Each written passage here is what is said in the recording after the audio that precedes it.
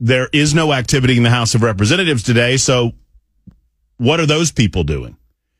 Maybe Mark Green, who decided to cancel on us yesterday, can bother to show up and speak to his constituency about why the Republicans can't get anything done in Washington, D.C. Andy Ogles is expected to be here at 1:05. Senator Bill Hagerty expected to be here at 2:05. Someone warned them that I'm not having any of it. I'm sick of it. I'm over it. Those of you who listen to Super Talk 99.7 WTN on a regular basis, on the regular, you're listening for, obviously, news and information, but also you care. More broadly, you don't have to agree with me, and I don't expect that you do all the time. I'm a little nutty. I'm a little off my rocker. So if you agree with me 100% of the time, I would strongly encourage you to get a weekly session somewhere. I understand that I'm on tilt half of the time.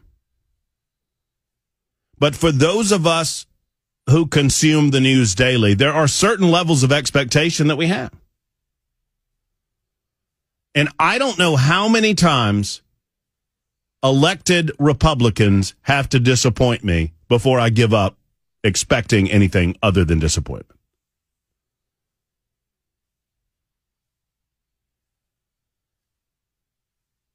Over and over and over again, they snatch victory from the jaws of defeat, or defeat from the jaws of victory from the jaws of defeat. Danny, I have no interest in running for office. I couldn't get elected from. Danny says, so run for office. I couldn't get elected. I'm too conservative, bud. I'm too conservative, bud. There aren't any conservatives in Washington, D.C. anymore. Everybody wants to talk about rhinos. Everybody wants to talk about, oh, he's a Republican in name only. He's a Republican. There are no conservatives in Washington, D.C. anymore. You're a Republican in name only. What's so good about being a Republican? What is so awesome about being a Republican? Republicans aren't conservatives anymore. None of them. None of them. Yeah, but my guy, your guy too. Your guy too. I'm over it. So, if you've not heard, the GOP is currently deciding to call a lid on 2023.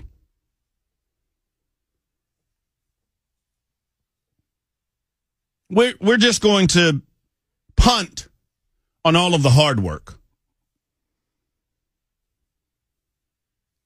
We're going to take a bad situation and make it exponentially worse while the world is burning down. We're going to take a bad situation on the southern border and make it worse by giving it 2.5 months to fester. Don't tell me that Patrick McHenry has any power as a temporary elected anything.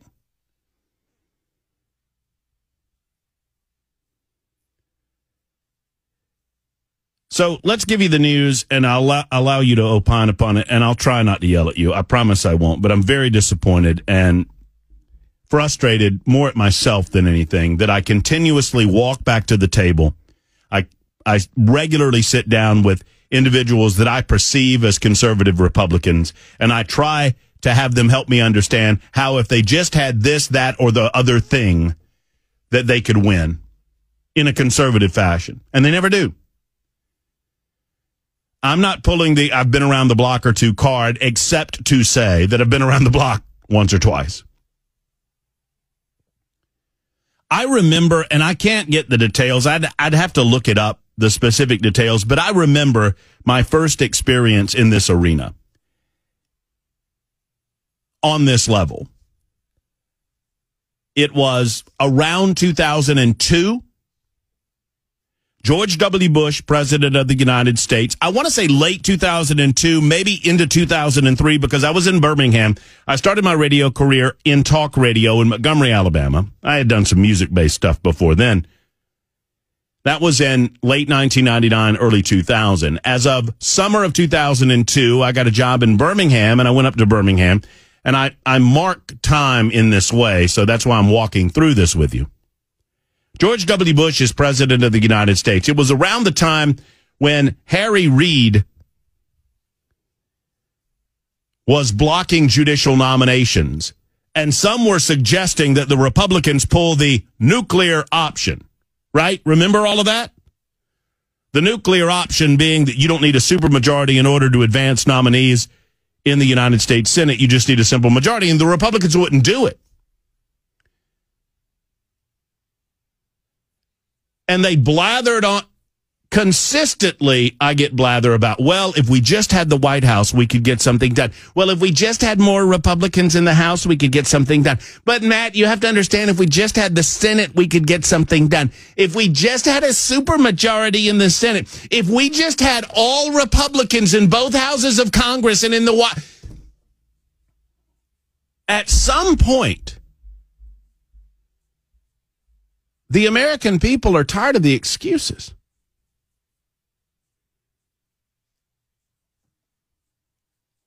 And when the Republican Party loses the House of Representatives next cycle to the Democrats, they'll whine and complain about, oh, if we get in control of the House, we'll get something done, guys.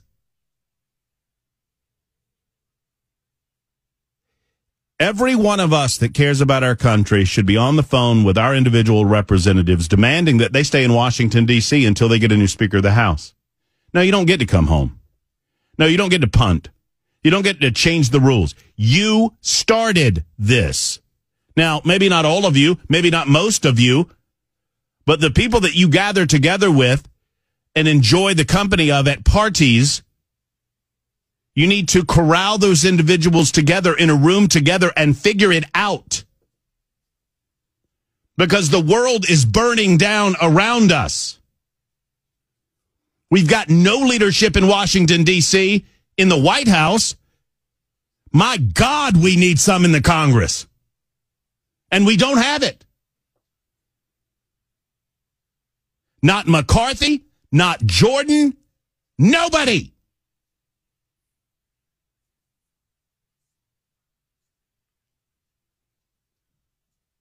So what are we going to do? I mean, we have a train wreck of a presidential administration. This guy could not find his butt with a compass and 2 flashlights. And help from Karine Jean-Pierre and John Kirby and Anthony Blinken and every other one of those people standing around on Air Force One worried that he's going to say something stupid, which he did. So, backing up and trying to calm down, because I care about the United States very, very much. I am passionate, and my passion often manifests itself as frustration and even anger. And for those that find that off-putting, I apologize. I'm sorry. I don't mean to care so much. But I do, and I keep waiting for conservatives to come along. I keep waiting for classical conservatives to come along. People that actually care about physical discipline.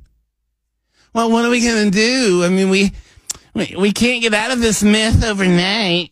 God almighty, it makes me sick. If I have to hear that crap one more time from somebody that calls themselves a conservative, and I mean all of them. Yes, you're all on the table today. All of you. Where's Mark Green? Where is he? Where's Desjardins? Where is he? Where's Burchett? Ogles will be here in less than an hour. He probably picked the wrong day to be on because I'm going to yell at him. I'm going to yell at him. And he's going to agree with me. They always do. I agree with you, Matt. It's frustrating.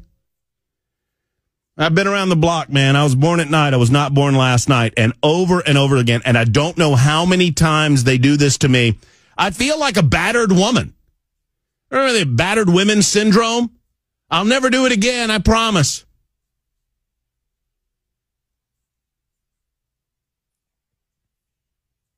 So, to back up for those in Aniana, just catching up with the story.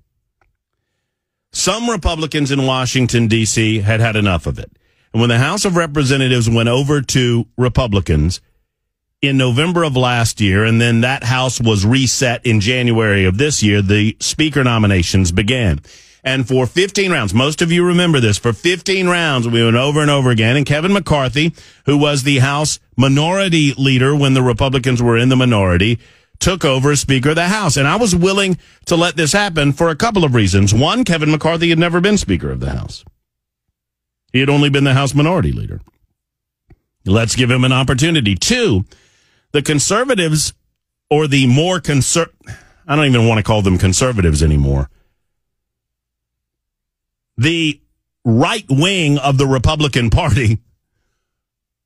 I mean, none of them are. We're like changing the language before our very eyes. I don't mean to talk in confusing ways, but how is it conservative that we have $34 trillion in debt, that we overspend by $2 trillion a year, that Joe Biden just proposed that we give Israel, who hasn't asked for it, and Ukraine $0.1 trillion, in addition to the $0.1 trillion that we've already given Ukraine, with no accountability.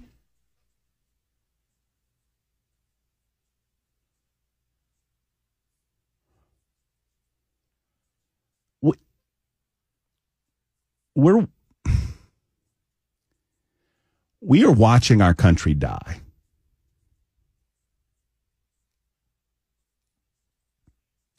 We are watching our country die.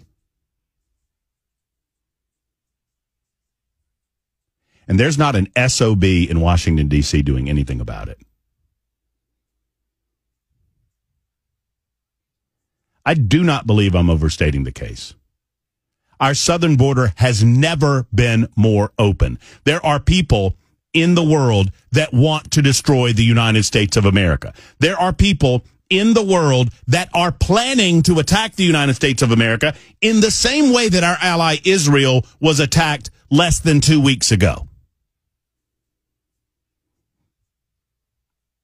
We have never been more vulnerable in terms of our economic stability, considering the weakness of the President of the United States right now and his willingness to kowtow before the greatest entity that we have against us, China, and others like radical Islam.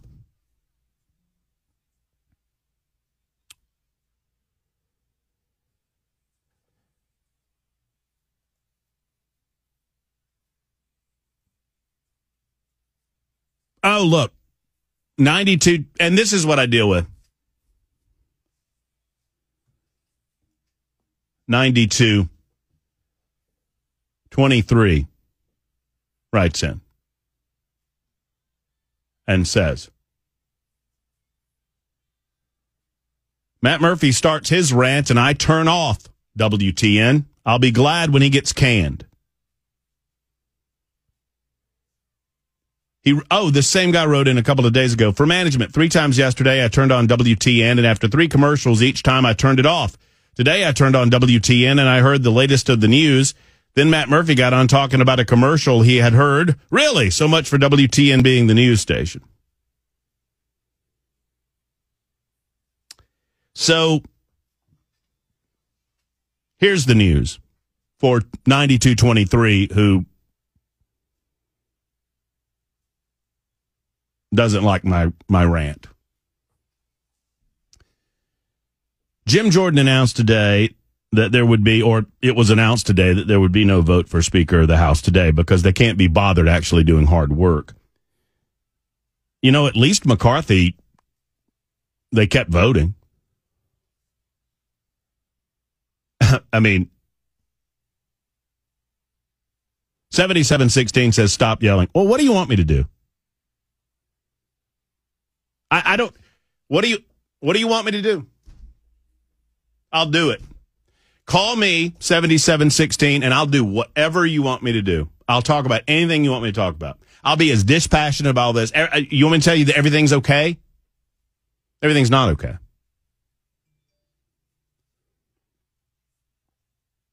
Everything's not okay.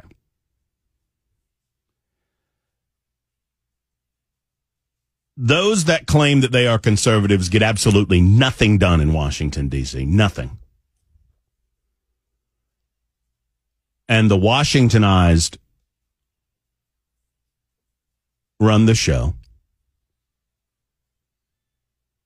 Jim Jordan hasn't given up in the sense that he's not withdrawn his name from consideration, but he reads the tea leaves to the point that he's decided that we don't need to have a vote today, so they're not going to have a vote today. And we are told that Jim Jordan is willing to accept a compromise by which Patrick McHenry, who is currently the temporary Speaker of the House until they find another Speaker of the House, that Patrick McHenry become and remain Speaker of the House until January. So what they're essentially doing is they're calling a lid on the year. Is this not yelling enough for you guys? Am I still talking too forcefully for some of you damn snowflakes? Sorry, I didn't mean to curse. But I do that from time to time. So Patrick McHenry, here's my analysis real quick. We'll go to break. Patrick McHenry as temporary speaker, which conservatives in D.C. say that they're willing to concede to. That will guarantee an omnibus spending package, so we'll continue to overspend by several $1 trillion over the next year, adding several $1 trillion to the national debt, and conservatives don't seem to care. It will open the checkbook for Ukraine for unlimited spending in Ukraine. It will open the checkbook for Gaza, which will lead to money funneled into Hamas coffers. It will lead to no effort. There will be zero additional money spent on the southern border. There will be no effort to stop the flood of illegal immigration coming across the southern border. There will be zero effort to stop the out-of-control federal spending and to actually tackle the deficit. By doing this, the GOP, the so-called conservatives in Washington, D.C., are calling a lid on 2023, essentially. They're basically saying we're just going to call a break until 2024. Every Republican in Washington, D.C., every single one of them should have their phone ringing off the hook right now. And we should demand, here's the singular demand, you stay in what? You don't spend our money on a flight back home. We don't want to see you. We don't want to see you at parties. We don't want to see you at events. We don't want to see you at public gatherings. We don't want to hear from you. We want you to stay in Washington, D.C. until you accomplish the most basic task of your job. Elect a Speaker of the House.